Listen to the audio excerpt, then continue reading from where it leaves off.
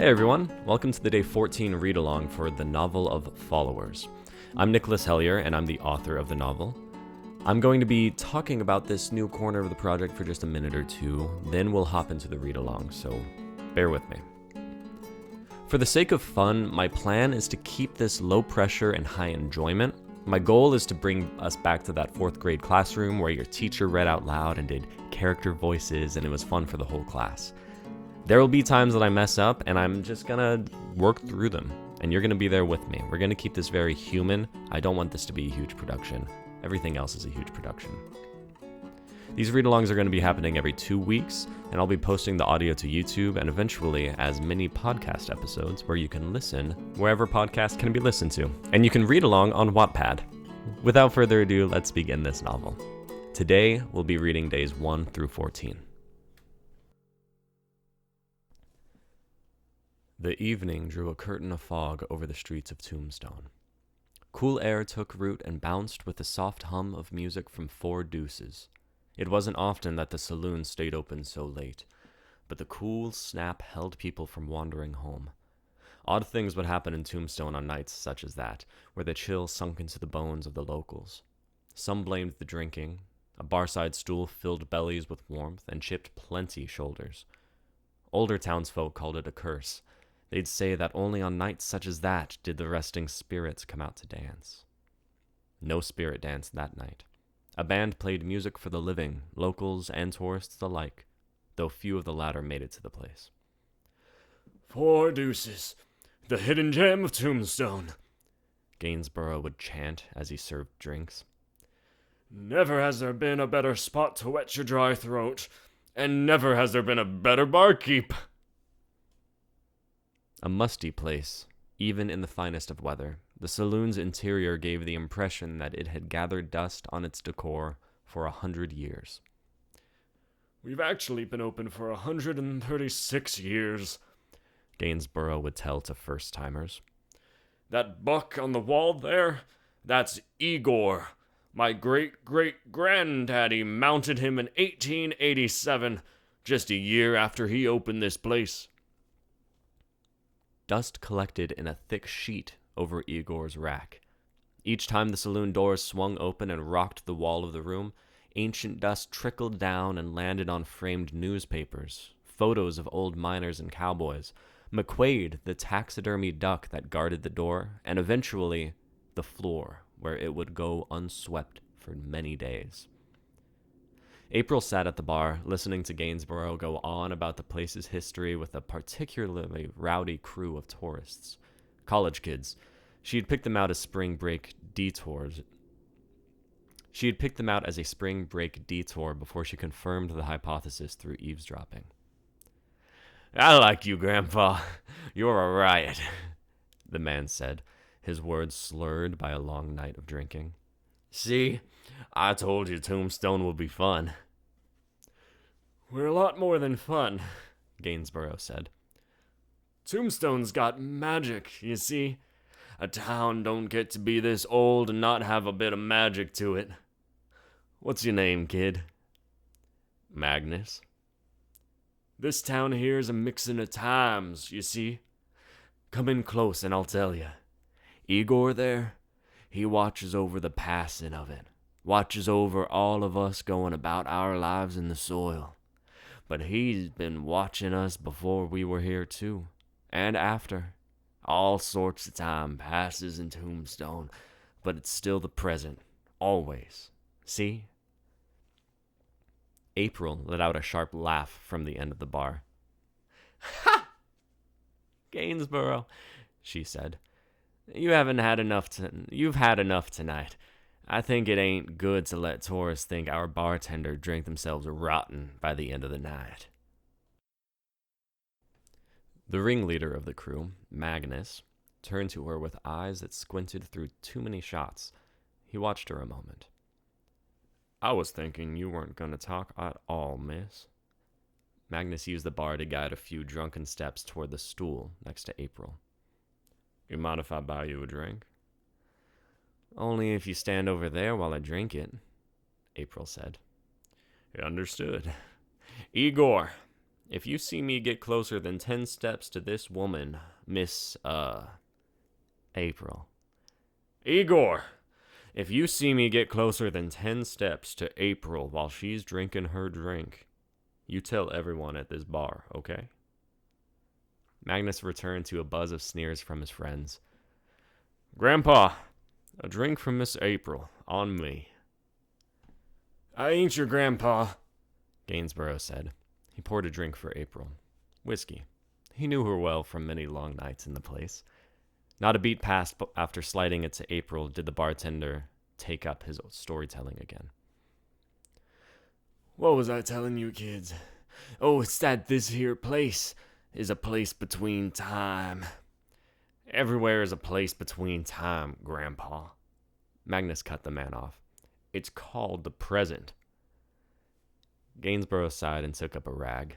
With a curse under his breath, he moved down the bar. April sipped her free whiskey and made a point not to look at Magnus or his crew.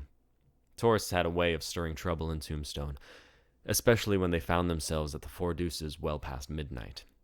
It was best to let him drink and leave well before the saloon opened to the travelers. "Uncle, I'm going to have a smoke. I'll be back," April said. Before entering the night, she winked at the taxidermy duck. "Watch the room for me, McQuaid." The usual patch of dirt by the saloon door called to April. She braced against the cold, tucking her neck into the leather jacket she wore, and took out a cigarette. With a quick flick, she tucked a match under her belt and drew it out, giving her a touch of light in the dark lot. "Wouldst thou mind if I partook in a drag?" a voice asked. April looked up sharply. "Gideon, what are you doing here? It's only 1:16. You shouldn't be here yet." "I know not the workings of your time magics, April. The night calls me forth, and I arrive." Gideon stood in a full padded gambeson with a sword at his hip, long leather boots strung up calves, and held tucked loose trousers. "Damn it," April said. She took a long drag, then offered the cigarette to the man.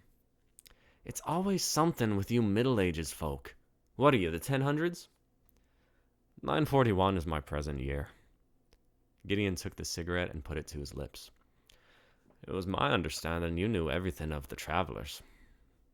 "There's a lot of you," April sighed. "Doesn't change that you're early. Saloon ain't open to you travelers for another hour." Gideon leaned his back against the wall of the building and rested a hand on his sword hilt. April watched him. He had always been a quiet one among the travelers. Often, the travelers from the Middle Ages had the most difficult time in the adjustment. Save for all but the future travelers, the concept of wrapping time had a steep learning curve. It was steeper for those from the Dark Ages, even more so than travelers of the ancient civilizations. "What's it like, Gideon?" April asked. She asked every traveler who came to Four Deuces, but she couldn't recall ever having a moment with him. "You're in 941, then a moment later, you arrive here in 2024 in our saloon." Gideon drew in a long breath before answering. "Like nothing," the old soldier said. "I await in my home the passing of night to soothe my weariness. Then, like a hunger, I am pulled forth into the night. I walk into the dark. It surrounds me. And the light of your magic torches appear and guides me to this place." April grunted. It was like all travelers, a simple stroll through time. She didn't understand it. Gainsborough didn't either. It was the saloon, a place that connected all of time. "Stay here. You can't come in while locals are here. Don't want any of them asking questions." April handed off the last of the smoke and turned to go inside. She paused a moment at the open sign. It hung at a slight angle, just a few centimeters off from level. Lifting one side carefully, she set the sign to hang parallel to the ground, smirked, then walked in. None had left the saloon. It was the same as it had been, so April thought at first glance. Gainsborough wiped the bar counter to the left, Magnus and his crew of tourists drank, and locals nursed the final sips of their drinks. A further look, and April recognized the newcomer had joined the tourist crew. A woman in a long nylon coat, deep blue as a moonlit night sky. Deidre? April said. April! The woman threw back a shot of whiskey. Just the human I've been looking for. You know April? Magnus asked. For practically all the time, Deidre said with a smirk. She handed off her empty shot glass to the man. Hold this. Deidre strode through the salon as though she hovered over the floor. She carried herself with a smooth, concise swagger in each step. April stood awkwardly, and Deidre wrapped long arms around her and hugged her tight. What's wrong, partner? Deidre asked. You seem a bit cold. It's a cold night, April said. You're early. Can I be early if I'm coming from your future? Deidre grinned at April. The woman's eyes held gray pupils that glinted with mischief. Oh, ease up. I came here early, so what? I'll keep my skin on tight. No one will know, all right? The rules, Deidre, April said. Rules are for the nebulous pigs. Deidre turned and pointed at Magnus's crew. Who wants another shot? On me. April felt her eye twitch. There were rules for a reason. Mingling travelers and present locals always caused trouble. Often, it was Deidre at the center of that trouble.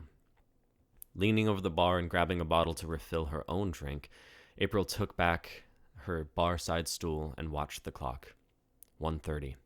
Half an hour until Forders was closed, then another half hour until it reopened for the travelers. April sighed and poured herself another drink. Tap, tap, tap. Gideon stood outside the window near April, tapping on it and watching her. The man shivered in his gambeson.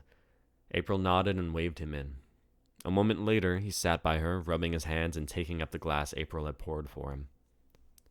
"Ma, thanks," Gideon said. "Ah, this whiskey drink of your time is finer than wine." April grunted in agreement. Gideon and she drank in shared silence. She appreciated that about travelers from the Dark Ages. Save for the righteously pious, they enjoyed the smaller things. A glass of whiskey and some quiet. That was all they needed to enjoy their time each night in the saloon. They sat together as Gainsborough announced last call. The locals who held out packed up and left, and all that remained were Magnus and his 3 friends. "Tourists," April muttered under her breath. Then she spoke aloud. "All right, it's closing time. Y'all better get going to your hotels, motels, or wherever ditch you're camping in. Out." "Aw, come on, April. No need to be like that. The party's just starting," Magnus said. "I like this one," Deidre said. "He'd like it in my time." "What, the 80s? And try again." "Tourists, get out of the bar, else I'll grab that shotgun hanging up there by Igor and it'll get messy," April dared. "Fine, fine." Magnus threw some cash on the bar. His friends wandered to the door, but he turned to Deidre. "You staying here with this party possum? Why don't you come with us and show me around town?" "I could show you around things you can't imagine, kid," Deidre said. "But I've got business with this party possum." "Too bad. I'm only in town tonight. If you change your mind, hit me up." He scribbled his number on a bar napkin and gave it to her. He took a step, gathered his balance, then staggered to the door after his friends. "I got him properly drunk," Deidre laughed. She took a flask from her coat pocket and drank. "It's a shame your earth drinks taste good, but they're far too soft. At least I can shift now." Deidre's skin began to turn a blue hue. Her human face grew wider and flat, with eyes that sunk inward and grew to the size of apples. Ears became long indigo antennae. Legs stretched out, though remained human in shape, with a torso and arms that lengthened as well. Deidre now stood at well over 7 feet tall. "Ah, much better," Deidre said in a clear voice. It always became clearer when she returned to her natural form, as though a mask had been taken off. I don't understand why you have me shift when I'm here. It's only 22 years from now that first contact is made between humans and the rest of us. Many years working the saloon had accustomed April to the sight of an alien traveler. Gideon, on the other hand, watched with splayed amazement. Never seen a Myad before, Hotshot? Deidre asked with a smile. He stuttered for a moment before April cut in. Leave him alone. He's the first middle-ager to adjust so well. I don't need you to give him a heart attack, April said. Speaking of, he's new, but you know the rules, Deidre. Travelers aren't allowed in until local closing time. The large gray eyes of the Myad sharpened from humor to an unusual severity. Rarely did the alien abandon her casualness, but when she did, April knew it was for a serious matter. There's an issue, April. This visit ain't just star clusters and roses. I'm here on business, Deidre said. April took up 3 glasses and poured drinks. What kind of business? Time breach business. Almost as if the saloon itself heard the words, the tension in the room grew stiff. April froze mid-pour, then set down the bottle. Thank you to everybody for listening to this first read-along. I'm going to be posting these every 2 weeks, so we have a good segment of the story to read along with. If you want to support the story, you can go to Instagram. My username is novel_of_followers. There you can comment on all of the daily updates and actually affect the story as I'm writing it. Every day I ask a question, and from those questions, I incorporate the answers from the followers into the story. We are writing a novel all together, after all. The song in the intro and outro is called Stranger by Alex Morse. Thank you all so much for listening. Make sure you tune in for the daily updates on Instagram, and in 2 weeks we'll be dropping the Day 28 read-along for you all to listen to and read along with.